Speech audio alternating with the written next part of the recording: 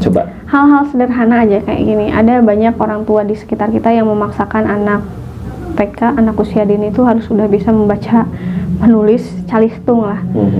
Terus mereka merasa gagal kalau anak TK itu belum bisa calistung.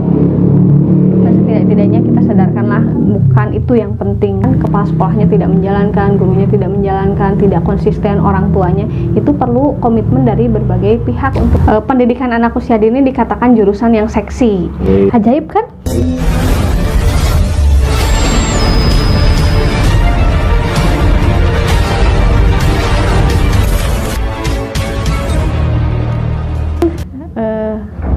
Bikin amazed banget.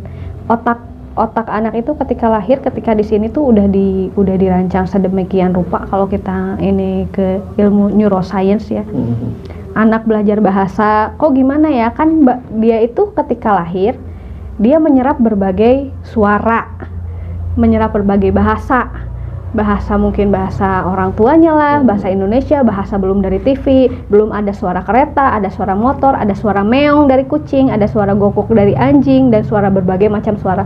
Tapi kenapa yang dia kenali adalah hanya suara manusia, bahasa yang disampaikan oleh orang tuanya. Berarti kan otaknya memfilter sendiri. Ini yang harus dipelajari itu gimana cara kerjanya. Kenapa dia nggak jadi ngobrolnya meong-meong, karena terbiasa mendengar suara meong gitu ya. Meong kucing. Dari berbagai banyak suara, kenapa dia tetap menggunakan bahasanya bahasa manusia. Dia jadi tahu kosakata, dari kosakata dia belajar sendiri grammar. Grammarnya kita kalau belajar bahasa Inggris kan susah belajar grammar. Anak dia belajar grammar sendiri tanpa kita ajarkan tata bahasa. Itu kan kinerja otak yang luar biasa sebetulnya gitu kalau kita pelajari lebih dalam hal-hal sederhana kayak gitu dari anak. Jadi anak tuh penuh keajaiban masa belajar itu dibanding kita sekarang ya.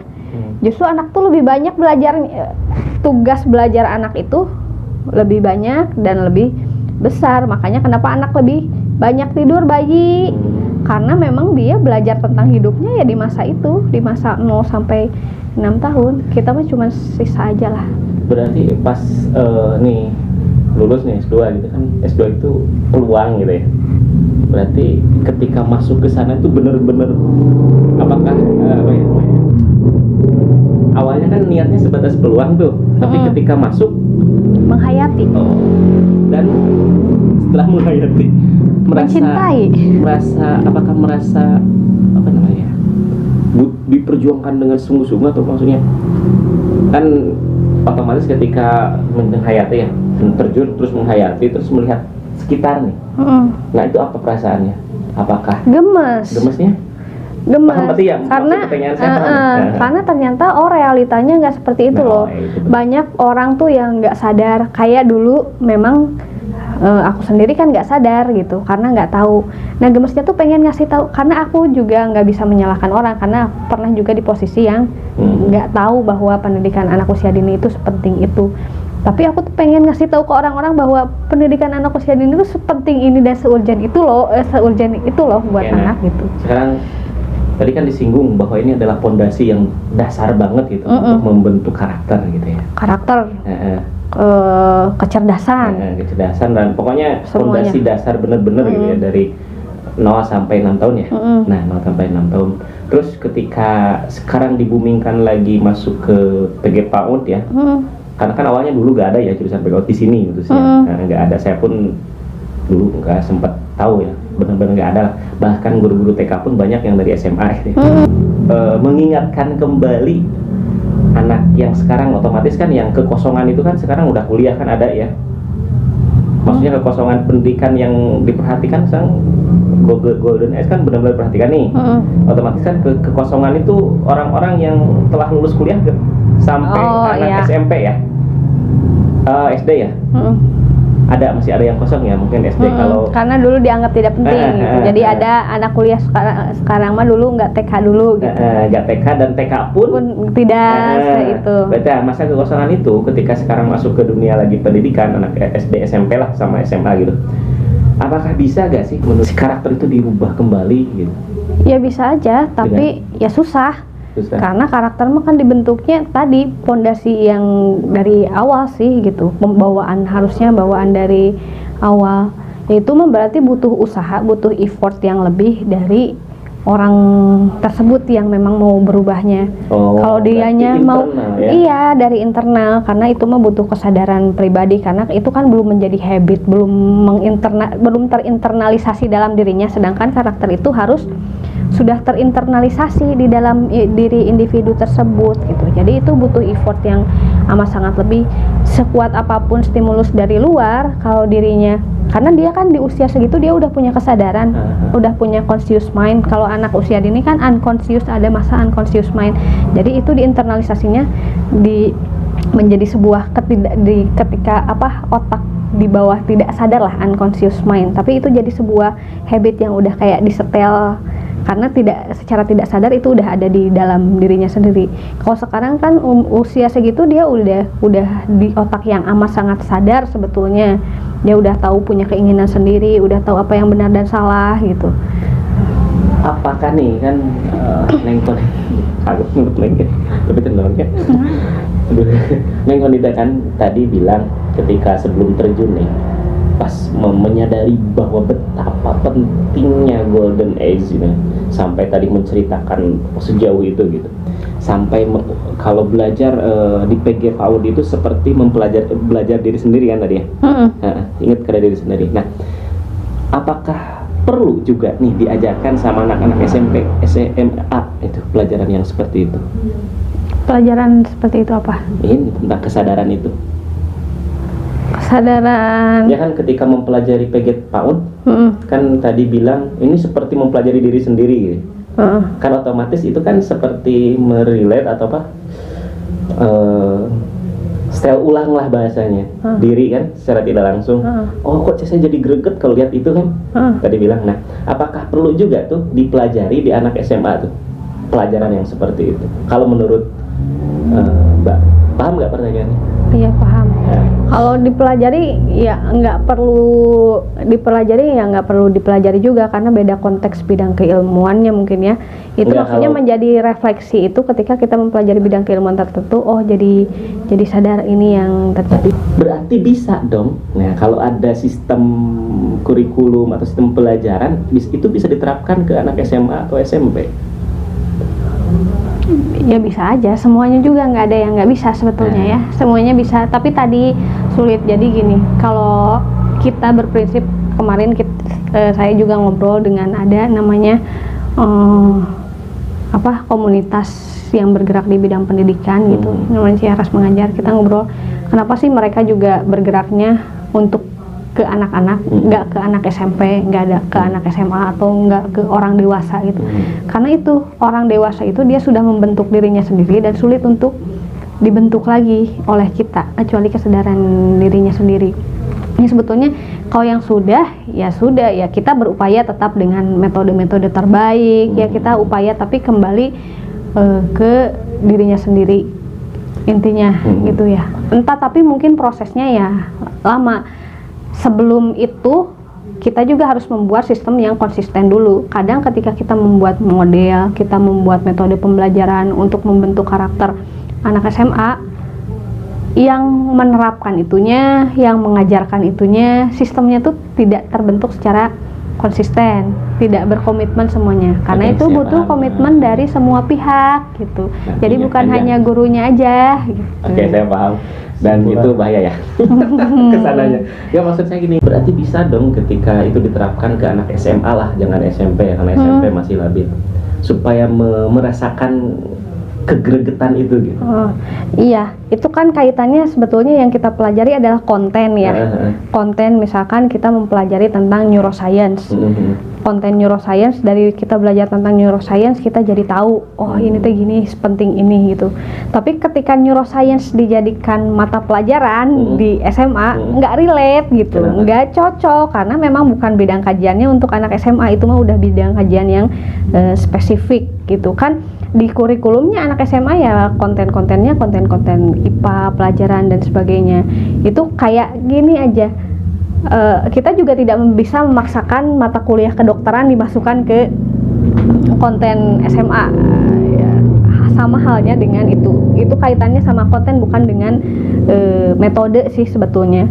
Nah kayak gini kita menyadari bahwa kesehatan itu penting. Kalau saya kan menyadari bahwa pendidikan anak usia dini itu penting. Kesehatan penting. Mungkin kita bisa menyampaikannya di biologi tentang struktur-struktur kesehatan secara umum, tapi kan tidak sedalam yang dipelajari di kedokteran. Kenapa sih kesehatan itu penting? Karena mereka tahu sistem kerja organ gimana.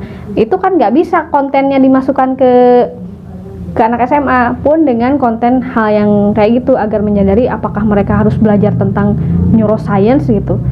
Kalau mereka mempelajari secara general ya, secara konten-konten umumnya saja bahwa pendidikan anak usia dini adalah masanya golden age, masanya pertumbuhan dan perkembangan, itu secara umum ya memang itu digalakan oleh kita ya, tapi enggak jadi masuk ke dalam kurikulum khusus, dimasukkan mata pelajaran neuroscience ke dalam bentuk mata pelajaran ya, enggak, itu nantinya jadi bukan bertentangan dengan kurikulum, itu enggak sesuai dengan kurikulum anak SMA. Lalu apa yang harus mata pelajaran yang dihilangkan untuk menggantikan mata pelajaran itu? Karena mungkin ada bidang kajian lain yang menganggap ini juga kok penting gitu ya, kenapa ini nggak dimasukkan ke ini gitu, basic aja lah. Ya berarti yang tadi yang digalakan itu tuh apa namanya tadi tuh, yang umum-umumnya ya, baik itu neuroscience, baik itu dari psikologi perkembangan gitu. Karena memang ketika kita lihat kurikulum SMA gitu kan, yang seperti itu tuh kan enggak ya, enggak ada, memang enggak ada. Nah itu ya bukan apa namanya, kan itu salah satu untuk menumbuhkan karakter gitu ya. Ya karena kan kalau saya melihat pembelajaran sekarang, khususnya dari kurikulumnya ya, mata pelajarannya itu jarang yang langsung ke karakter ya. Enggak, tapi gini Ajo, misalkan tadi belajar, misalkan saya belajar tentang neuroscience, jadi saya tahu pentingnya pendidikan anak usia dini, pentingnya stimulus anak usia dini, saya tahu, tapi itu tidak jadi merubah karakter saya gitu.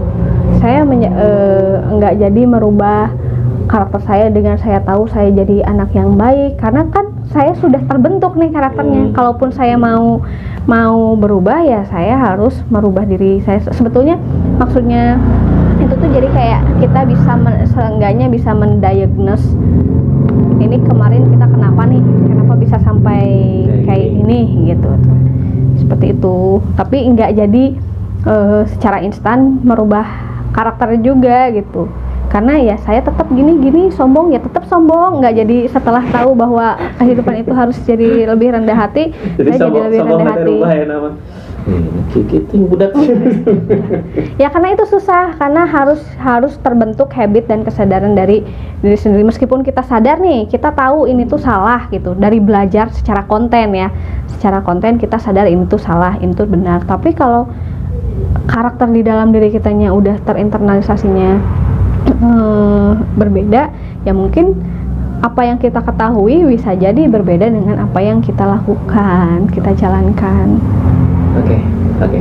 Jadi untuk menunggu, nggak ada kesimpulannya ya? Nggak bakalan sulit untuk menyimpulkan seriusan itu. Aduh, serius ya. Tapi memang menarik ya, karena sekarang yang digalakkan adalah pendidikan karakter.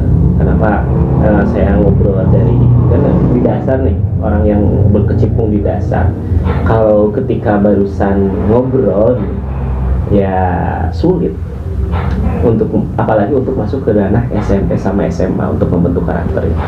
Intinya sih ke sana. Asal ada usaha yang asal komitmen aja.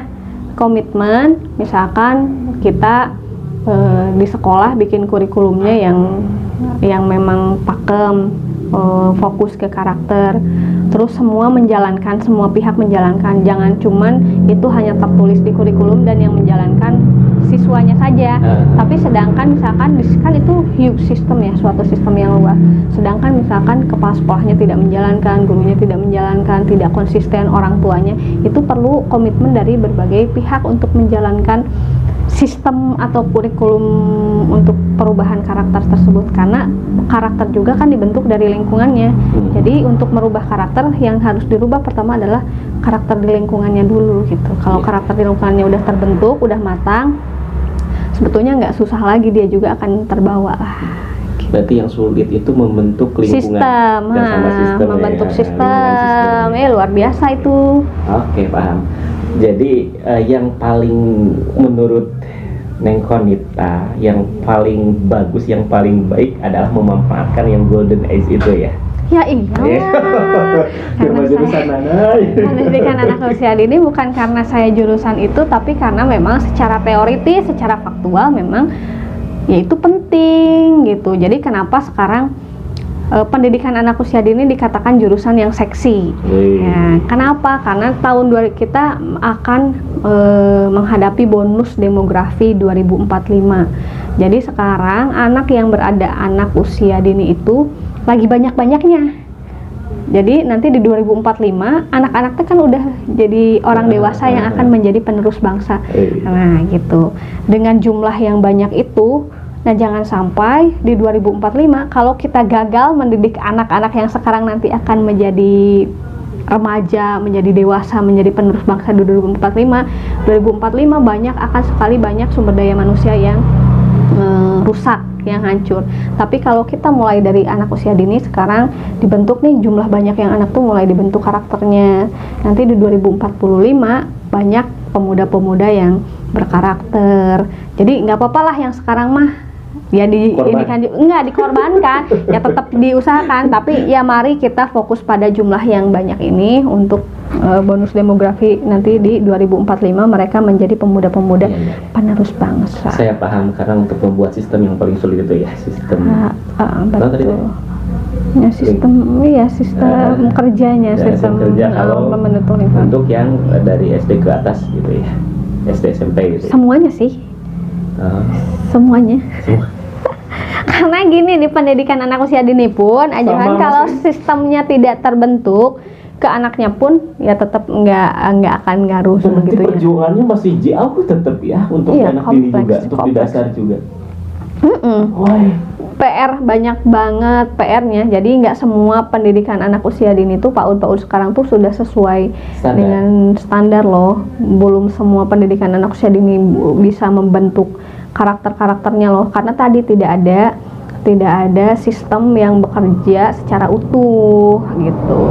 Tapi pikiran saya nih ya, Neng Konita, pikiran saya dengan adanya jurusan ini, saya pikir apalagi udah angkatan 9 ya, saya pikir udah berarti sistemnya udah terbangun. Saya pikir nih ya. Enggak, karena kan yang dibutuhkan bukan hanya SDM.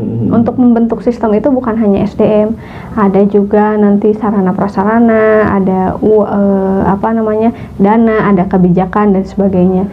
Nah, orang-orang di ranah bawah kebanyakan PAUD itu masalahnya adalah yaitulah sarana prasarana, mentok di sarana prasarana dan ya sebagainya lah. Tapi untuk desainnya udah gitu ya, untuk kalau grand design pendidikan mah udah matang lah gitu. Tapi untuk menjalankan tadi even di SMP, SMA gitu ya, di pendidikan tinggi untuk berarti udah grand design-nya banyak model-model yang bagus, pengembangan karakter, pengembangan kemandirian.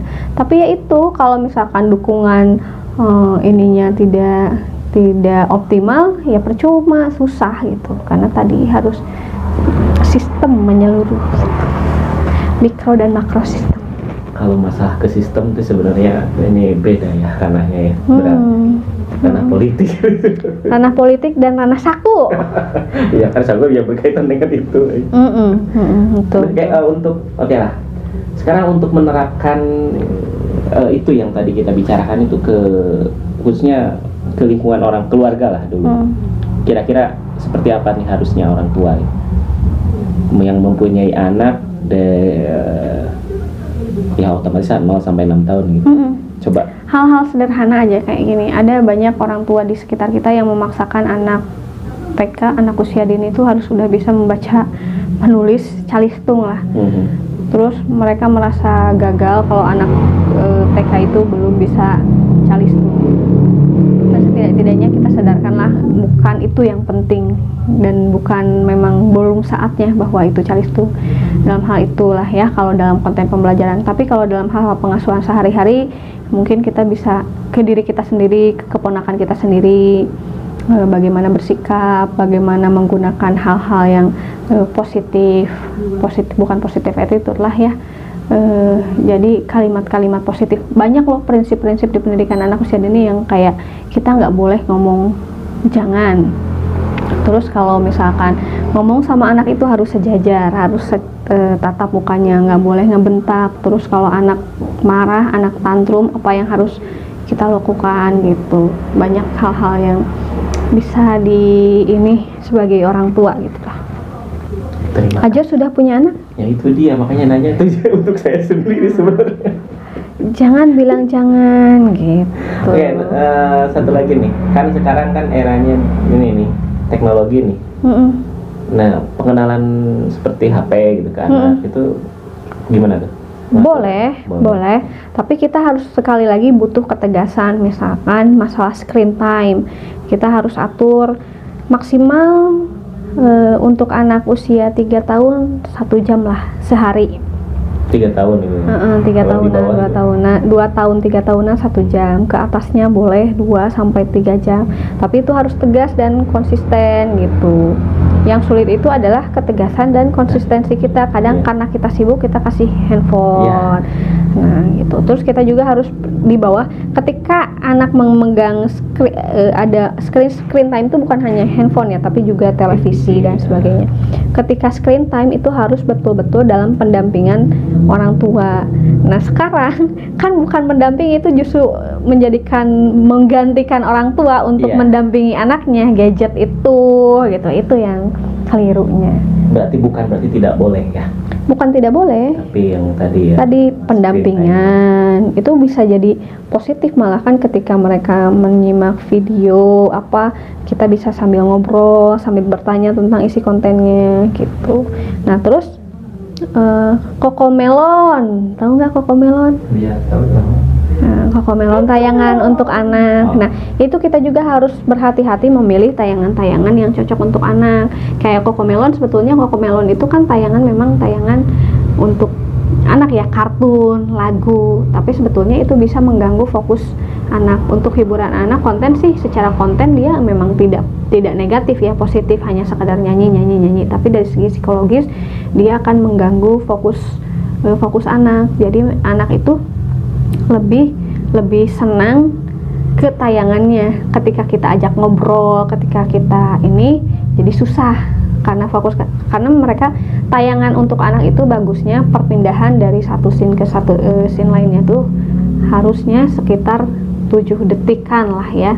Ini hanya sekitar 3 sampai 4 detik. Jadi memang tidak jadi memang nggak jenuh. Makanya ketika anak nonton Cocomelon, dia akan terus standby di depan di depan layar, sehingga mereka kesulitan untuk fokus terhadap kita, terlalu fokus tapi sulit untuk diganggu lah, jadi terlalu ke gadgetnya. Oh, berarti harus 7 detikan itu ya screen. Kayak tayangan-tayangan yang animasi yang dewasa kan itu mah lama ya, jadi kesel anak teh, kayak jenuh gitu. Sedangkan Cocomelon kan transisinya cepat banget, jadi nggak jenuh, anak tuh nggak jenuh, tapi dia jadi terpaku ke tayangan itu, makan jadi nggak mau makan sambil nonton Cocomelon, ini sambil nonton, itu kan nggak boleh sebetulnya. Wih, banyak sekali ilmunya Pak Roni. Oke, terima kasih Bu. Sebenarnya sih masih banyak yang ingin saya tanyakan sharingkan, karena sebenarnya saya juga mempunyai anak balita ini. Jadi di bawah 5 tahun. Nah, sekarang usianya 2 tahun dan memang masa-masanya benar-benar saya butuh sebenarnya sih. Makanya saya kesini tuh memaksakan sambil bertanya sih sebenarnya ke ahlinya. Alhamdulillah teman-teman, dan saya mohon untuk izin undur dulu dan juga izin dulu seandainya nanti ada waktu kiranya sudi Neng Konita. Tolong diagendakan dari jauh-jauh hari ya. Sama apinya. Iya, tolong itunya diatur. Nanti aku pakai tarif. Jangan sombong lagi. Oke. Dan saya pasti kalau betul-betul butuh ya, karena ini adalah masa-masa urgent ya. Urgent sekarang benar-benar lihat perkembangan anak ya, apalagi dengan teknologi itu ya. Jadi saya sangat berharap obrolan ini akan terus berlanjut ya. Ya minimal sebulan sekali gitu, itu paling minimal. Saya pinginnya sih seminggu sekali ditayangkan. Semoga bisa aja ya. Amin. Oke, terima kasih yang sudi menonton, yang sudi menyimak, dan mudah-mudahan ini menjadi pembelajaran bagus khususnya untuk para ibu-ibu. Meskipun awalnya saya sih sebenarnya untuk menginspirasi milenial sakti, para milenial, tapi ternyata ketika ngobrol digali, saya yang butuh saya yang butuh itu. Oke, terima kasih karena aduh ini kameramennya sudah aba-aba. Semoga kita bisa bertemu lagi ya, Teh Konita. Amin. Sukses selalu, sehat selalu, dan kalau seandainya ada waktu mampir lagi ya. Boleh, tergantung. Oke. Assalamualaikum warahmatullahi wabarakatuh.